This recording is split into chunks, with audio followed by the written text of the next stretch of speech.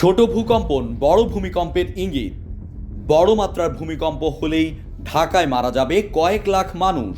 গত 5ই মে ভোরে হঠাৎই ভূমিকম্পে কেঁপে ওঠে বাংলাদেশের রাজধানী ঢাকা। ভোরে অনেকেরই ঘুম ভাঙে এই কম্পনে। রিক্টার স্কেলে যার মাত্রা ছিল 4.3। আতঙ্কিত হয়ে সামাজিক যোগাযোগ মাধ্যমে তা শেয়ারও করেছেন তারা। বিশেষজ্ঞরা বলছেন বড় ভূমিকম্পের ইঙ্গিত এটি, যাতে ঢাকা মহানগরী ছাড়াও ঝুঁকিতে আছে চট্টগ্রাম ও সিলেট। মার্কিন ভূতাত্ত্বিক জরিপ সংস্থা ইউএসজিএস জানায়, ভূমিকম্পের উৎপত্তিস্থল ঢাকার দোহারে, গভীরতা ছিল 10 কিলোমিটার। আবহাওয়াবিদ আবুল কালাম মল্লিক বলেন, উত্তর দিকে ডাউন ফল্ট আছে, বার্মিজ প্লেট আছে, সুতরাং ভূমিকম্প সাধারণত এসব প্লেটের দুই সাইডে সংঘটিত হতে পারে।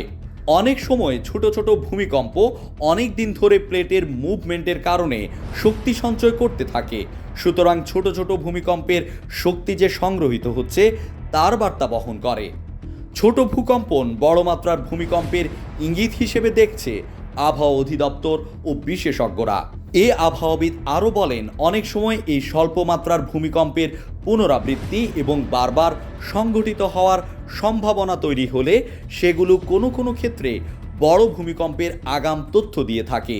মজবুত ফল্টে যদি 7 মাত্রার ভূমিকম্প হয়ে থাকে, যেটা ঢাকা থেকে 90 কিলোমিটার দূরে অবস্থিত, তাহলে ঢাকার প্রায় 30 ভাগ বিল্ডিং ধ্বংস হয়ে যাবে।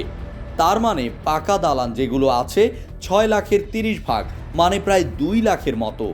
সেটা হলে কি পরিমাণ লোক হতাহত হবে সেটারও একটা প্রেডিকশন আছে আমাদের।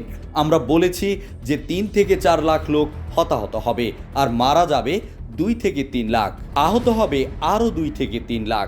এটাকে হ্যান্ডেল করার মতো ক্ষমতা বাংলাদেশের নাই, যদিও সরকার চেষ্টা করছে।